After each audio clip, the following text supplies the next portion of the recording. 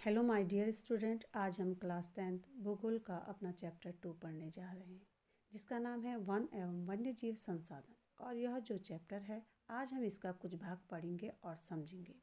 तो सबसे पहले हम जानेंगे कि जिस ग्रह पर हम रहते हैं उसका नाम है पृथ्वी और यह एक अकेला ग्रह है जिस पर जीवन है।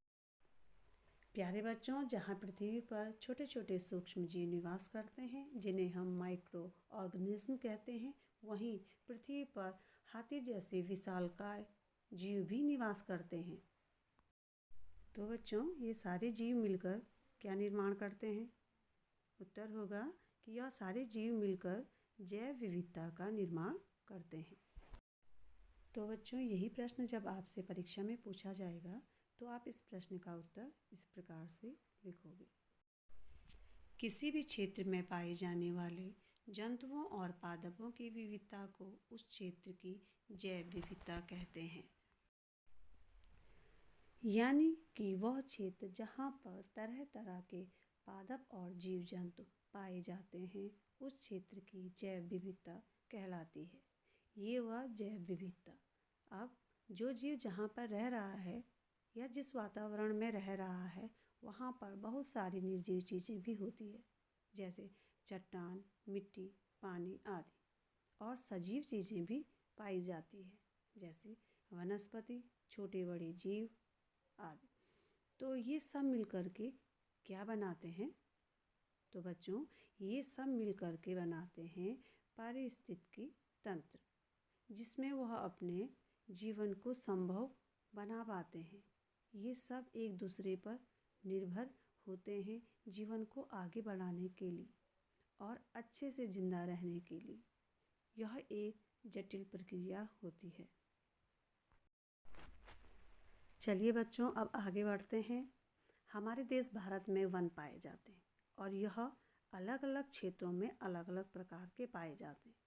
अलग से मेरा तात्पर्य घना वन और विरल वन से है। घना वन से तात्पर्य जिस वन में पेड़ पौधे अधिक व नज़दीक हो, और विरल वन का तात्पर्य है जिस वन में पेड़ पौधे कम और दूर दूर हो। चलिए अब हम विरल वन और घना वन को समझने का प्रयास करते हैं। हरियाणा के कुल क्षेत्रफल का 3.8% भाग ही वनों से आच्छादित है, जबकि अंडमान निकोबार ऐसे प्रदेश हैं जिनका लगभग 86.9% भूभाग वनों से आच्छादित है।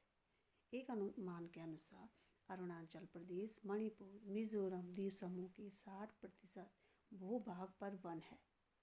इस प्रकार हम स्पष्ट कर पा रहे हैं कि हरियाणा में विरल वन है, अंडमान निकोबार में सघन या घना वन है, अरुणाचल, मणिपुर, मिजोरम में घना वन है। राष्ट्रीय वन नीति के अनुसार 33% भूभाग पर वन का होना आवश्यक है, जबकि वर्तमान में भारत के कुल क्षेत्रफल के 23 से 24% भूभाग पर ही वन आच्छादित है। जितने भी जीव जंतुओं की प्रजाति पूरे विश्व में पाई जाती है उसका 8% अकेले मतलब संख्या में 16 लाख जीव जंतुओं की प्रजाति हमारे देश भारत में पाई जाती है। अनुमान लगाया जा रहा है कि आने वाले समय में वनस्पति जात से 20% और स्तनधारी वर्ग से 10% जीव जंतुओं की संख्या कम हो जाएंगी और यह विलुप्त हो जाएंगे। तो बच्चों, जानते हैं कि वह कौन से जीव हैं जो लुप्त हो जाएंगे? तो आओ देखते हैं। यहाँ पे हमने कुछ जीवों के फोटो लगाए हैं, जिनमें से पहला जीव है चीता, जो कुछ वर्षों में विलुप्त की कगार पर है। दूसरा जीव है हमारा गुलाबी सर वाली बतख और तीसरा जीव है पहाड़ी मैना।